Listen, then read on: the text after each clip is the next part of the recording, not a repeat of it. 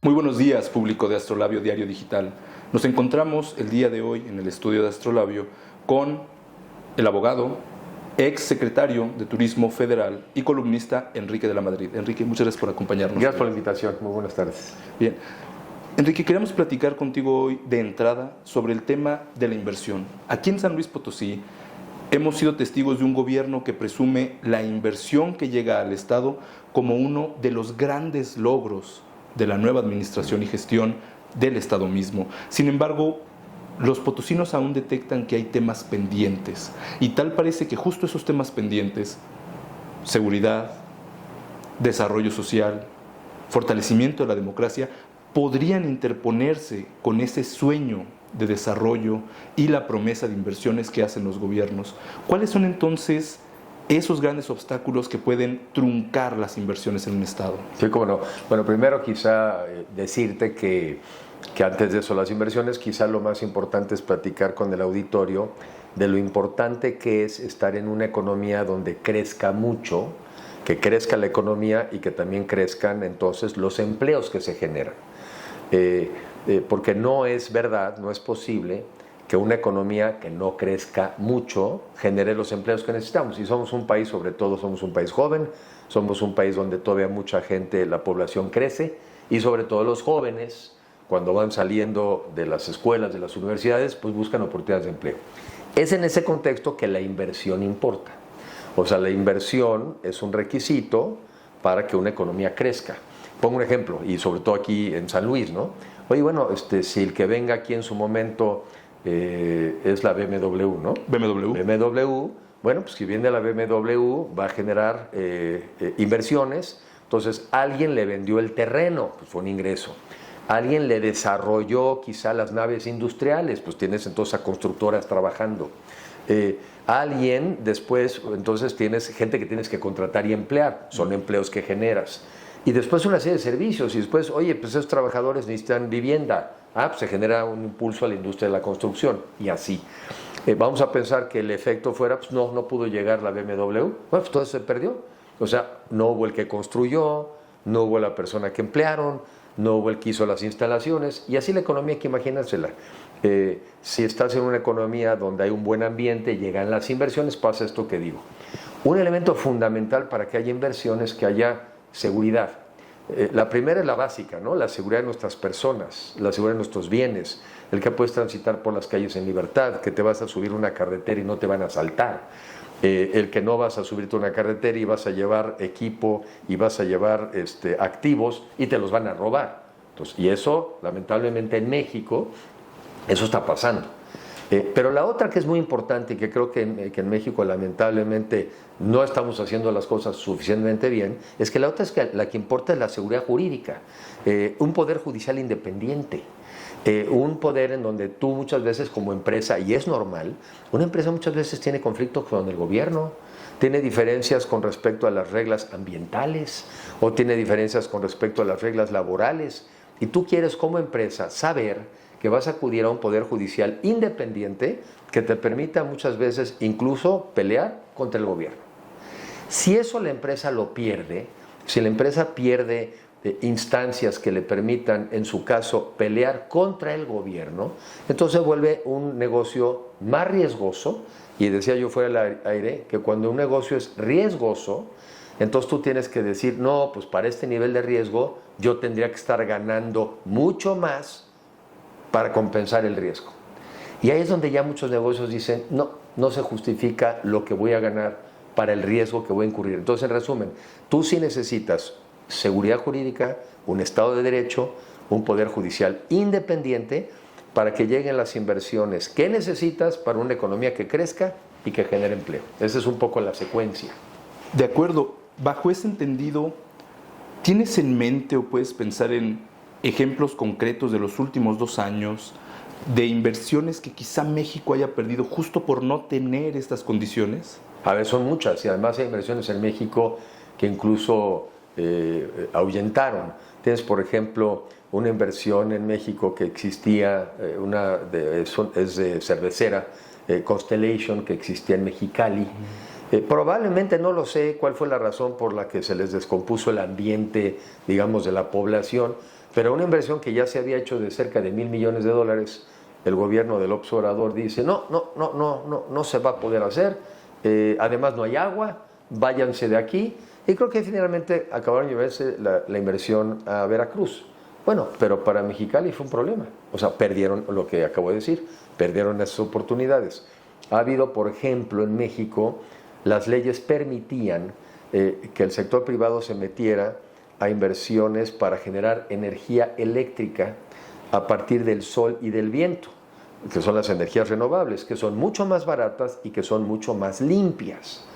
Por una visión estatista del gobierno mexicano y absolutamente contraria al avance tecnológico, ellos han decidido que no, que sea la Comisión Federal de Electricidad la que se dedica a producir electricidad. Hoy en día, lamentablemente en México, mucha de la electricidad que se produce no es a partir del sol o del viento, sino a partir del desperdicio de la refinación de los barriles de petróleo que se llama combustóleo. Para ponerlo en términos así corrientes, imaginemos que es chapopote. Entonces, hoy mucha generación de eléctrica en México se produce de este chapopote, que es absolutamente ineficaz, es muy sucio, ¿no? Es caro y sucio, y entonces, pues digo, para llevarme las cosas al extremo, pues hace unos días nos enteramos que Quintana Roo, Yucatán y Campeche se quedaron sin luz unas horas, pues porque falló un cablecito de la Compañía Federal de Electricidad. México estaba creciendo muy bien en inversiones de energías renovables, llegó el gobierno, primero suspendió los permisos, después intentó cambiar la ley, y es parte del pleito después del Poder Judicial, y esas inversiones dejaron de llegar. ¿Perjudicando a quién? Pues al consumidor mexicano, porque yo siempre he dicho, a ti no te debe de importar quién produce la luz, si es el gobierno, si es el sector privado. Lo que a ti te debería de importar es que tengas acceso a luz suficiente, barata y limpia. Pongo una frase también para ejemplificar. En su época, un chino, Deng Xiaoping, no cualquier chino, que fue el que hizo la revolución, digamos, de la mentalidad de los chinos, él usaba una frase que decía, lo que importa no es el color del gato, lo que importa es que case ratones. En México no, en México ahorita lo que está de moda es el color del gato, no que case ratones. Ahora, producción de al menos dotar de un servicio de energía eléctrica suficiente. Suficiente. Tener acceso al agua, el primer ejemplo que ponías de la cervecera. Y supongo que en ese mismo sentido, cuidar la infraestructura de las ciudades. ¿Eso es algo que durante los últimos sexenios ha desmejorado o han hecho algo por trabajarlo? Es decir, ¿en qué condiciones de esos tres factores que incentivan la inversión nos encontramos ahora? A ver, esto que dije, el ejemplo que puse de electricidad es infraestructura. Sí, claro. ¿No? Hoy en día el mundo es cada vez más eléctrico, desde que te paras en la mañana, dejaste tu celular cargando, ¿no? Te paras y prendes la luz de tu casa, estás en un hotel o en una oficina. En algunas otras partes del mundo los coches eléctricos van a crecer a mayor velocidad, pero en México ya van llegando. Las computadoras, los laptops, los centros digitales o los call centers, y ahora la inteligencia artificial. Hasta donde sabemos, la inteligencia artificial consume muchísima agua, pero también consume muchísima electricidad. Entonces, te voy a poner un ejemplo. Hay estados de la República como Querétaro, donde se han hecho muchos anuncios, hablando de cómo empezamos la conversación, muchos anuncios de la llegada de nuevas inversiones. Iba a llegar, no sé, el call center tal y la base de datos para la inteligencia artificial. Al final del día, luego, muchas de esas inversiones no llegaron porque después descubrieron que no había acceso a electricidad o que no hay acceso a agua. Entonces, ahí es donde en México estamos atorados, porque somos un país con enormes ventajas comparativas, estamos al lado de la economía más grande del mundo, tenemos una población joven con ganas de trabajar, pero estamos teniendo frenos que responden más a insuficiencias ideológicas que prácticas. No tendríamos por qué tener insuficiencia de electricidad en un país como el nuestro, y lo estamos teniendo. Entonces, yo desconozco el caso específico ahorita de San Luis, porque antes de ver, no tengo números del 24, pero sí tengo números del 23, y la economía se veía que crecía bien. Entonces, parece que San Luis ha venido creciendo más que el promedio. Pero en México, si lo vemos como promedio, en México crece la economía menos de 1% al año. Esto es menos que lo que crece la población. Entonces quiere decir que cada mexicano, de alguna manera, está produciendo cada vez menos que el anterior. Si divides el ingreso de los mexicanos por el número de mexicanos que somos, que cada año crecemos, hoy el ingreso por persona se parece al del año 2018. O sea, como si no hubiéramos crecido nada. Es PIB per cápita, o sea, el ingreso por persona. Se estancó. Se estancó. Y se estancó por estas cosas que platico, porque no hay certeza jurídica. Yo recuerdo, pues yo lo dije muchas veces, la propia cancelación del Aeropuerto Internacional de México es un golpe a la inversión. Imagínate que es un inversionista nacional extranjero, haces esa inversión, incluso el gobierno mexicano emitió bonos, los emitió en el exterior, y de repente te dicen que por un capricho del gobierno siguiente, tú ya esa inversión no va a seguir adelante. Híjole, pues te quedas pensando y dices, oye, ese país era un país serio, como para que yo me la juegue ahí. Es muy atractivo, es muy padre y hay gente súper capaz, pero bueno, quizá mi segunda mejor opción es a la que me voy a ir porque veo que hay Estado de Derecho. De ese tamaño es tu primera pregunta. De ese tamaño es el problema de no tener un Estado de Derecho. Es una cosa muy grave, es una cosa muy delicada. Y todas las economías desarrolladas, una de dos, o se volvieron desarrolladas por tener Estado de Derecho, o tienen Estado de Derecho porque son desarrolladas. Estamos en ese sentido ante un panorama económico que parece, en esos términos, estancado. Sí. Pero con el tema justamente del Estado de Derecho, ¿usted considera que estamos viendo retrocesos? Y de ser así, ¿esos retrocesos potencialmente se podrían convertir en retrocesos también en la economía? Sí, bueno, a ver, la economía ya retrocedió. Pongo ejemplos también de años atrás. Nuestra economía como promedio, yo te voy a hablar del promedio y luego distingo. Como promedio, la economía mexicana creció durante 25 años, antes del 18, como a tasas del 2,5% anual. Otra vez, ahora, ¿por qué voy a decir? Voy a tratar por un ejemplo muy concretito para quizás ser menos técnico. Oye, a ver, yo tengo un restaurante, ¿no? Entonces me dedico a vender comida. Y te digo que el año que entra voy a crecer 1%. ¿Tú crees que ese negocio es atractivo? Estar en un restaurante donde las ventas crecen 1%. O te pongo un ejemplo de una familia. Yo tengo una familia y somos 2 de familia y ganamos 10. Y de repente pues van a subir los ingresos 1%, ¿no? Entonces creces centavitos. Pero tienes un hijo.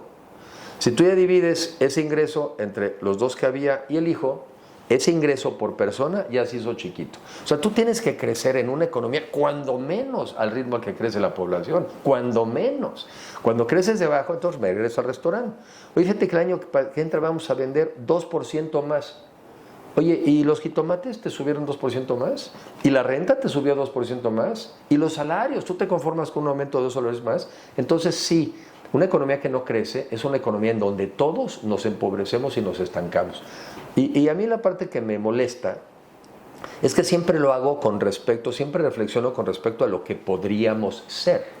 Hombre, si viviéramos en un paisito ahí todo fregado, en un lugar lejano del mundo, ¿verdad? Y que todos fuéramos una bola de tontitos, pues sí, diría, bueno, pues no podemos aspirar a más. Pero no somos ninguna de esas cosas. Ni somos una bola de tontitos, ni vivimos en un país alejado del mundo. Entonces yo comparo siempre contra lo que podríamos ser.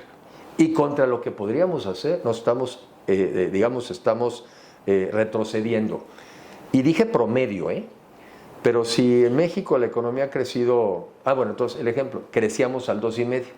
No se preocupen, ya logramos superar con el nuevo modelo económico del país, que no sé cuál sea, ya no crecemos al 2%, ya crecemos menos del 1%. Ya menos del 1%. O sea, nuestro potencial de crecimiento como país va a la baja. Ahora, nomás 2 comentarios más. Y porque luego quiero acabar en positivo, O sea, no me dejen acabar con esto, porque les tengo que decir la otra historia.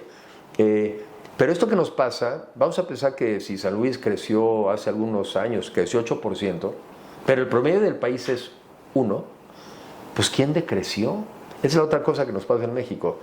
Se están volviendo todavía más grandes las diferencias entre los estados desarrollados, el Bajío, el norte y el sur del país. Y son de las cosas que tenemos que estar conversando porque yo creo que las políticas públicas, si son buenas, ayudan a mejorar, si son malas, pues ayudan a empeorar. Para no dejar cabos sueltos. Sí. ¿Cuál es esa otra historia entonces? A ver, ahí va la otra historia. La historia es que podemos ser un mucho mejor país que el que hoy somos, que podemos ser una mucha mejor ciudad que la que hoy tenemos, que podemos tener un mucho mejor estado que el que hoy tenemos. Para empezar, eso se puede. Las ventajas comparativas de México siguen estando ahí. Tenemos una ubicación geográfica maravillosa al lado de la economía más grande del mundo. Hombre, si tú te dedicas a vender, pues ahí tienes a los consumidores y México es un gran vendedor, ¿no? Entonces tienes gente ahí. Tienes una población joven. La mitad de la población en México tiene menos de 30 años, la mitad. Entonces quiere decir que tienes un grupo de gente que yo creo que va a estar mejor capacitada para entender el mundo de hoy, que además es un mundo que cambia mucho.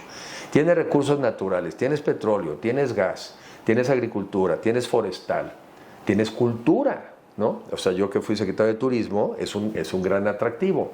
Entonces, tienes mares, ¿no? Sin embargo, ninguno de los puertos de México hoy en día está en los primeros 60 del mundo. Bueno, pero tienes mar.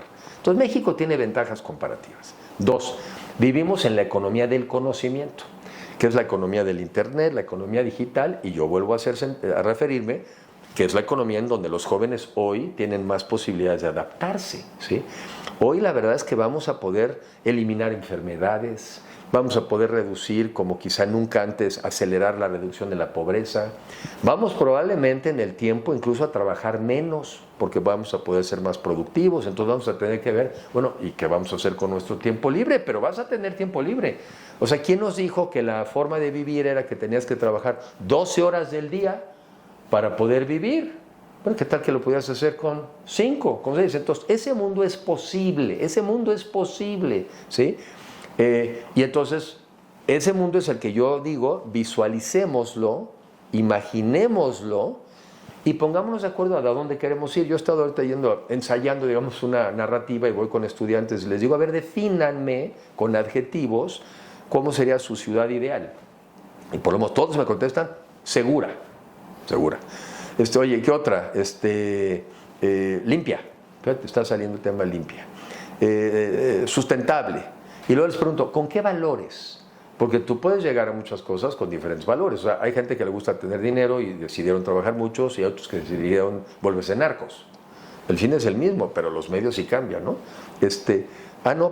Solidaridad, dignidad, respeto. Entonces yo soy optimista en cuanto a que si lográramos ponernos de acuerdo en esa meta a la que queremos ir, a esa mejor ciudad, a ese mejor país, entonces ya la conversación sería más fácil. Oye, bueno, pues perdóname, si quieres ir a San Luis y estás en la Ciudad de México, pues no tomes la carretera Campeche, o sea, no es por ahí. Lo que nos ha faltado es ponernos de acuerdo en el destino.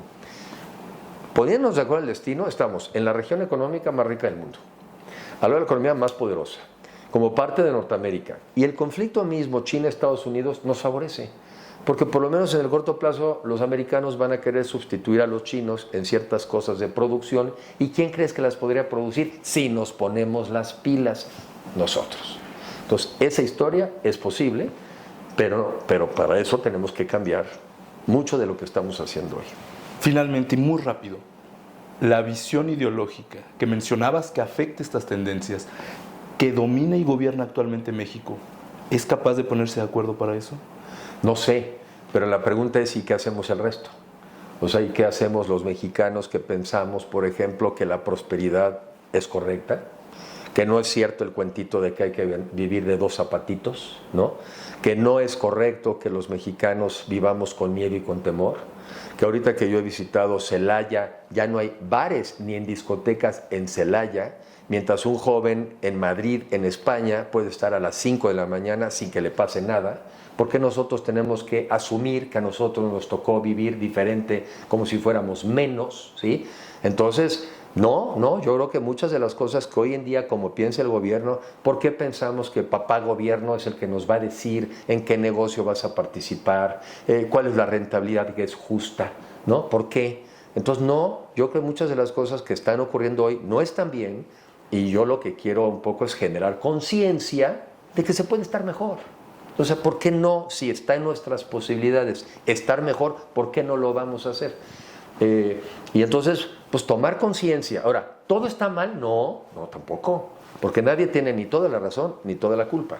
Entonces también de lo del pasado, un poco a veces digo, del pasado lo que servía, del presente lo que servía, pero nuestro reto más importante es definir nuestro futuro y nuestro destino. Y ahí es donde creo que tenemos que conversar mucho más, ponernos de acuerdo y luego pues la evidencia. Oye, ¿vamos bien o no? Pues oye, creciendo el 1% no estamos bien, pues entonces no vamos bien. Oye, ¿somos un país más seguro? No, pues no. ¿Somos un país con más salud? Pues no. ¿Podríamos ser? Sí. Yo lo que quiero dejar sobre todo es el podríamos ser. Está en nuestro potencial ser y ojalá que nos animemos a hacerlo. Señor Enrique de la Madrid, muchas gracias por acompañarnos en Astrolabio el día de hoy. No, gracias a ustedes por la invitación. Gracias.